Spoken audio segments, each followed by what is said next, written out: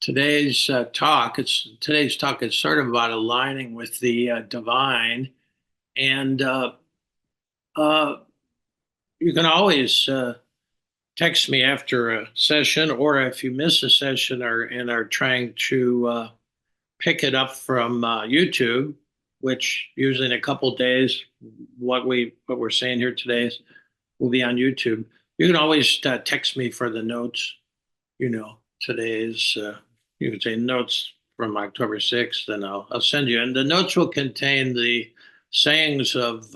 You may not have a copy. It's actually sort of hard to get a copy of the Gospel of Thomas now, and so the notes will contain the logion, the sayings that we're doing from Thomas, and also some handwritten notes that I may or may not refer to once I go live talking to you. I'm just sort of working off the text. Yeah. So anyway, uh, align with the divine. That's where we're at today. And the last talk I mentioned Logion 70, which is really my one of my favorite, maybe of all of Jesus, where he says. Um, if you bring forth what is within, what you bring forth will save you. He was actually constantly saying, don't, he didn't want to be the Messiah because that was a totally other trip for the people. They wanted somebody to actually lead them in an army against the Romans and liberate. No, he was talking about inner liberation. And he was talking about your inner liberation and that you actually could do it. And so he was especially told this to Thomas. Thomas is the only one who reports this particular teaching because Thomas, like everybody, especially like everybody, was waiting for Jesus to save them, to save the whole country. And that wasn't Jesus's mission at all. What his mission was, well, will come clear in uh, the first Logan we do today, but in the 70s it says, if you bring forth what is with you, I mean, he's putting it on each of us to bring forth what is within us, that will save you. But if you do not bring forth what is within you, what you do not bring forth will destroy you. That we talked about that last time. And he's putting it on each of us to do the work. He's pointing the way. Now, today, he'll talk about how we align with the divine, just exactly uh, at least how he's done it, and what Yeshua, which was his name in Aramaic, Greek for that name became Jesus. So we're already always talking about uh, Yeshua in a translation. Yeah. So here's Logion 28. If I could draw it, it's a symbol for eternity, that kind of, and you put two dots in the center of each of those whatever they are. I don't know exactly what that shape is. And one would be Logion 70, and the other one would be this Logion 28. So here's 28. I'm going to read it and then go back and reflect on it a little bit. And there's plenty to reflect on. 28. I stood to my feet in the midst of the world, appearing outwardly in flesh. I discovered that all were drunk and none were thirsty, and my soul ached for the children of humanity. For their hearts are blind and they cannot see from within. They have come into the world empty and they are leaving it empty. At the moment you are inebriated, be free from the effects of wine. You too may turn and stand. When you read these things straight without any context, or certainly without any um, sense of how Yeshua was communicating, it's sort of wild. But I'm going to read it again and just comment on each of these stanzas in Logion 28. Now this is a rare thing in the 114 logia or sayings. Logia means saying. In the 114 of them, Jesus rarely refers to himself, but he starts this one off uh, talking about how he aligns with the divine. He says, I stood to my feet in the midst of the world, appearing outwardly in flesh. Let's reflect on that for a minute, just that image. I stood to my feet in the midst of the world, appearing outwardly in flesh. Well, the image of standing up goes all through the 114 logia. It keeps coming up. I stood up to my feet. I stood to my feet. So this sense of being upright and vertical. That's a key image in these because he's going to be. We're by nature, human beings are by nature biaxial. We have two eyes, two ears, two arms, two legs. I won't go any further, but we got lots of twos there. And and when you see the Vitruvian Man, by Leonardo, you can see the biaxial nature that we have doubles, which comes in all the way because this is the gospel. Thomas was the twin. Thomas in Aramaic means twin, and so he was like that we have these doubles in us. Okay. And another double we can't see, but it's a double between ourselves, our small self, and our what the Buddhists would say, the big self. Between the part of ourself that deals with time and space reality, what we've been calling the using the left brain to deal with time and space necessities, making the rent, dealing with what comes up, in time and space. And that's the small self. And then there's the big self is, and that's on the horizontal axis, if you remember geometry a little bit. And even algebra, we had these two axes. We had the horizontal axis and the vertical axis. That is also a very ancient symbol. That's the cross. Way before the Romans started torturing and killing people on these crosses in the Middle East, that image was there. It's the image of integration, which is where we're going to go, where Jesus is trying to take us. And so he is that vertical action. He said, I stood to my feet in the midst of the world. Now, the world is that horizontal axis, the world of time and space and flesh. That standing up is the other axis. And so he's doing something very special from his point of view. And then appearing outwardly in flesh. I mean, the whole brilliance of Jesus's way was the incarnation. That word meant that the spirit, which is the vertical axis, this vertical part of ourself, this one axis of ourself, is we are spirit and we are in flesh. We are in body, material. Okay. That is the meaning of the incarnation, that the spirit was born. Now, what we did was just somehow made it be just Jesus. We put Jesus on a pedestal, and it happened with him, but we forgot that he's saying, this is for everybody. He's talking to Thomas now, and he says, this is what you have to do. This is that within, the spirit within, that you have to somehow own.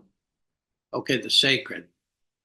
Yeah, so that's the first one. I stood to my feet in the midst of the world. The world is the horizontal axis of time and space. The standing up signifies that vertical axis of transcendence, the transcendent reality, the sacred. The vertical is the sacred dimension. The fact that we have both, and most of us are asleep, in that vertical, in that horizontal position. Most of us are asleep to that vertical dimension totally. And then he goes further. We're not just asleep. He says, I discovered that all were drunk.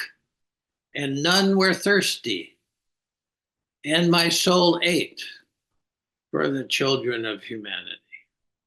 Oh, that's really a great picture. I discovered that all were drunk and none were thirsty, and my soul ached for the children of humanity. That ache of compassion that we have, we're blind. You know, he said, I discovered that all were drunk. You ever heard the term blind drunk?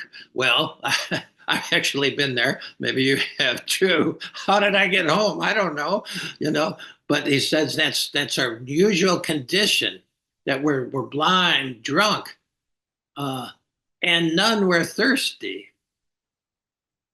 The thirsty is another image, you know, that's the translation, but he's talking about um, something else there. We've lost the thirst for something in the sacred dimension, you see. I discovered that all were drunk and none were thirsty. My soul ached for the children of humanity, which starts to give you an idea of what Jesus' unique mission was, to wake people up, the same as the Buddha, you know, woke.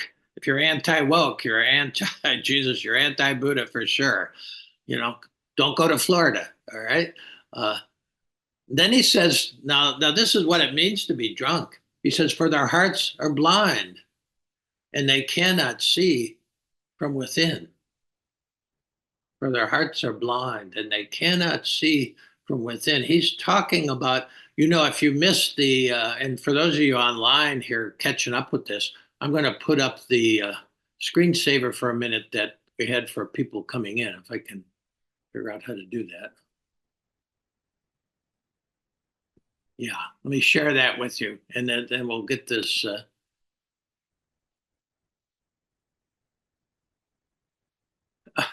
This is uh, this is like uh, bad art but great theology here. I have it in my Zendo. It's a 1950s Catholic kind of, you know, Barry Gibb, white Jesus there, of course, blue eyes, the whole bit, and you know, so it's really not great art, but it is terrific theology because the whole focus is Jesus pulling away the uh, pulling away the garments, which is in a way what obscures the the sacred heart, the heart of sacredness that all of us have. And he's pointing to it with one finger. That is the message, that we all have this thing at our very center. It's not a thing, it's deeper than a thing, it's non-material, it's a spiritual heart. It's called the Sacred Heart in the Catholic tradition. I remember being a bit pissed off as a little wannabe a priest, you know, in grade school, thinking, well, Jesus got one of those, and maybe Mary got one of those, but how come we didn't get one of those? Well, it's you know, that was the teaching of the day. You know, Jesus was put on a pedestal, much as he is right there, and that was not Jesus's message. Anyway, remember the heart, because that's exactly what he's talking about here. So he said, for their hearts, pull this back in here if I can. Oh. For their hearts are blind and they cannot see from within. Um, this spiritual heart not only listens to the cries of the world, where our ears don't hear them. I mean, if you're drunk, you also can't hear anything. But it sees. This is the Christian version of the third eye right here. Shut your eyes and see with the other heart, they sometimes say. And so he says, for their hearts are blind and they cannot see from within. He said, now in the next couplet, he says, they have come in the world empty and they are leaving it empty. You know, emptiness, he uses it, and you'll see if you're with us to see the Beatitudes, all these words go two ways. That's the biaxial nature of reality and also of poetic symbols anyway. But he says they've come into the world empty and they're leaving it empty. Now that goes back to the idea that we're blind drunk, but we're still, but thirsty. He said, but they're not thirsty. Well, thirsty is what you really long for. There's a difference between desire that the world can fulfill. You can be a billionaire. You can be the most beautiful person in the world. You can achieve a lot of stuff, and it's not enough because with alcohol or any drug, including what the world offers, if you get everything the world offers, and then you still have this feeling you're not enough, well, you're tapping into what he's talking about here. There's something you long for that's deeper, that's within, that needs to be aligned with. You see, they have come into the world empty and they are leaving empty. That would be what he means when if you don't do this work, uh, it will destroy you because come in at zero and leave at zero. Well, that's all an awful thought. And now he does a little aside. You have to understand how these Logans work and get familiar with them. He's pivoting to Thomas now, and he's talking to Thomas. He says, "At the moment, you are inebriated, but free from the effects of wine. You too may turn and stand." Rumi does the same thing. This is very much. Uh, there's two kinds of wine. There's the wine of the world, where you can get blind drunk and miss everything and destroy your family and lose your jobs and just miss the point, miss the target of why you're here at all. There's the wine of the world, and then there's the wine of the divine. Rumi talks about it all the time. You know, he talks about being in the tavern, all these guys drunk around him, but he's totally sober because he's drinking the wine of the divinity, he's drinking the sacred wine. The wine is changed in the Mass, for the Catholic Mass, from just normal wine to something sacred. That's the mystery. And he says, at the moment you are inebriated, but free from the effects of wine. Now he says, you too may turn and stand. That's something that Yeshua does in the gospel over and over again. People fall at his feet because he's healed them or something, and he raises them up. And he says, no, your faith. He raises them up to eye level. Falling at the feet of the holy man in a lot of traditions is giving them praise and blessing, but Jesus is not up for that. He pulls them up. If you read the canonical gospels, happens all the time. He said, no, you did it. He brings them up to eye level, say, because he wants us all to stand, to turn and stand. Now, this turning it's the actual first word in the first of the canonical gospels, Mark. First word that comes out of Jesus's mouth after all the narration is repent. That's what it is in English. That gospel of Mark, was written in Greek, and the word is metanoia. Metanoia, and meta means beyond, to go beyond, and noia, nous, means mind, to go beyond the mind, the left brain that deals with the horizontal things. I mean, thank goodness for a good left brain. That's what we're freaked out about, losing the capabilities of the left brain, dementia. We're living so long that we actually encounter that. In Jesus's time, if he died at 32 or 33, he would have been an old guy. People didn't live that long. Middle ages, 35, even, thousands of years later, because they didn't have the fruits of science and healthcare and whatever. Now we're living, I'm going to be 75. And, and so, parts on the car wear out. That's not, you haven't done anything wrong. It's just, we're living longer, I got a new set of tires last year. I got a couple of titanium knees, but, at some point, this goes. It doesn't matter how many operations you have or how good your healthcare is. At some point, this goes because it is mortal. It was born and it will die. But that vertical axis, the sacred, was never born and will never die. So there's part of you when you really get to be my age or younger, if you're wise, you start to try to get to know and align with this vertical axis. It's not going anywhere. It goes on forever. That part of you does too. It's in all the deep contemplative traditions. Now, the institutional religion in all, in the great traditions, the institutional level is that horizontal axis. That's fine. But if it doesn't have the vertical, if it doesn't have the way you align with your sacred dimension, it just becomes sort of flat. And that happens. That happens. So listen to it again in full now, and you'll see I stood to my feet in the midst of the world, appearing outwardly in flesh. I discovered that all were drunk and none were thirsty. And my soul ached for the children of humanity, for their hearts are blind and they cannot see from within. They've come into the world empty and they're leaving it empty. And the moment you are inebriated,